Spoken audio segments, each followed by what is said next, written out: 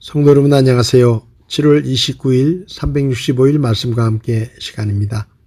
오늘 읽을 말씀은 이사야서 4장에서 6장의 말씀입니다. 4장에서는 징계를 받고 정결하게 될 유다가 장차 회복될 것임을 예언합니다. 그러나 이 회복의 영광은 죄를 깨닫고 돌이키는 자만이 누릴 수 있습니다. 북왕국 이스라엘이 아시리아의 침략에 의해 멸망당하고 유다 역시 바빌론의 포로로 잡혀간 사람들이 많았습니다. 유다가 또 바빌론의 침략을 받은 결과가 상세히 묘사되는데 전쟁으로 말미암아 많은 남자들이 생명을 잃고 7 여자가 한 남자를 취하게 될 남자 빈곤 현상이 그것입니다. 이것은 윤리의식의 파괴와 더불어 가족관계의 장기적인 파괴를 암시합니다. 이는 오랜 전쟁이 끝난 뒤에 참혹한 결과로 이해할 수도 있습니다. 그러나 하나님께서는 이러한 심판의 경고 뒤에 남은 자들을 통한 이스라엘 회복을 약속하시므로 궁극적으로 하나님이 원하시는 것은 파멸이 아닌 영광과 구원임을 암시합니다. 이사야는 다윗의 후손이 결코 사라지지 않을 것이라며 그 위협을 시온의 남은 자들이 이어갈 것임을 명백히 보여줍니다. 이것은 일찍이 이스라엘 백성들이 출애굽할 때 역사하신 하나님의 인도하심과 보호하심을 잘 알고 있기 때문입니다.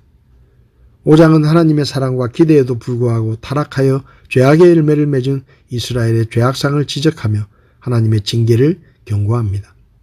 하나님께서 사랑하시는 자를 위해 부른 이른바 포도원의 노래로 일컬어집니다. 이스라엘을 포도원으로 하나님을 선한 농부로 비유하여 이스라엘 민족의 타락상과 그에 따른 하나님의 징벌이 묘사됩니다. 뒤이어 포도원이 만들어내는 구체적인 죄악상과 그에 따른 당연한 보응에 대해 언급합니다. 마지막으로 선한 농부는 이방 사람들의 힘을 빌어 포도원을 징벌한다고 합니다. 6장에서는 이사야가 소명을 받는 모습이 소개되며 이사야가 자신이 받은 소명에 대해 밝힙니다. 이사야는 하나님의 모습을 환상을 통해 보게 되고 자신이 하나님의 부르심을 받아 대언자가 되었음을 전합니다.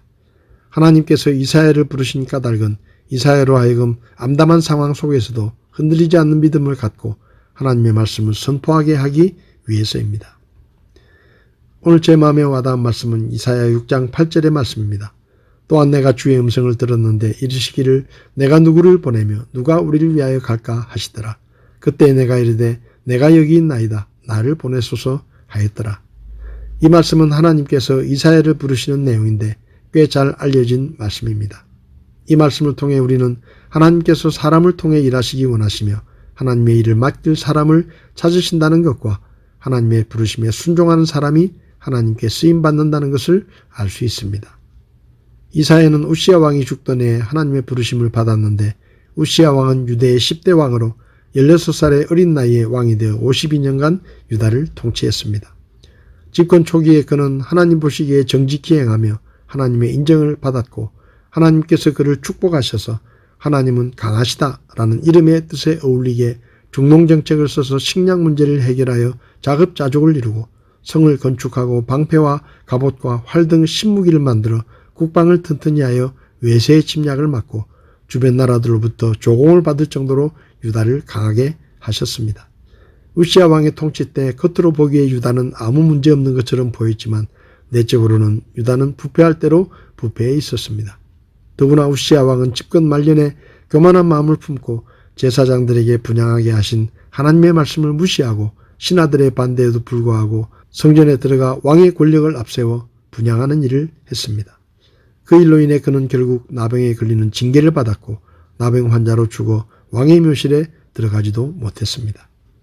우시야 왕이 죽자 유다는 점점 기울어갔고 북쪽에서는 아시리아가 고개를 들고 동쪽에서는 신흥제국 바빌론이 꿈틀거리고 있었고 남쪽에서는 이집트가 호시탐탐 유다를 노리는 위기 속에 있었습니다.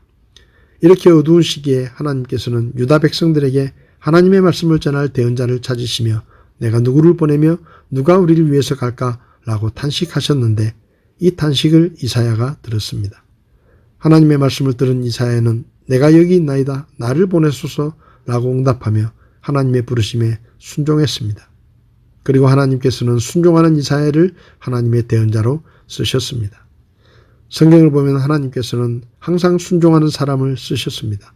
성도 여러분, 하나님께 쓰임받는 사람은 능력 있고 지혜 있는 사람이 아니라 하나님을 믿고 그분의 뜻에 순종하는 사람입니다.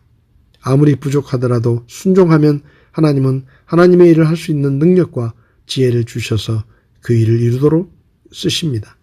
하나님의 일꾼의 첫째 조건은 순종하는 것입니다. 오늘도 일꾼을 찾으시는 하나님 앞에 순종으로 응답하여 하나님께 쓰임받는 우리가 될 수 있기를 바랍니다. 7월 29일 365일 말씀과 함께 오늘도 함께 해주셔서 감사합니다.